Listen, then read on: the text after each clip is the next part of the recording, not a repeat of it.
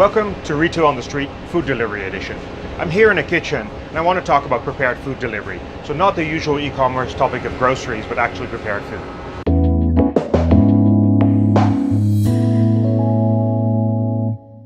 This is growing 3 times faster for restaurants than on-premise sales. It's a great way for them to leverage the kitchen to get to new customers. But there's also a big cost associated with it.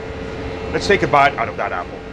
We're seeing a shift in consumer eating patterns, where people are now eating at home more and more. They aren't necessarily cooking, but are ordering in through apps like Uber Eats or restaurant websites. This trend is particularly strong with millennials. While this seems like a win-win, it actually puts a lot of pressure on how restaurants currently operate. Kitchens, which were set up primarily for on-premise dining, are now having to deal with much more volume. They also now have to triage between cooking for guests in the restaurants and the delivery customer. As we know as customers, food temperature and quality can also be large problems. Food either gets cold or is overcooked by the time it's delivered. The largest issue is a cost and margin one though, due to what aggregators like DoorDash charge. Margins are getting squeezed tremendously, but it's impossible for restaurants to ignore this channel.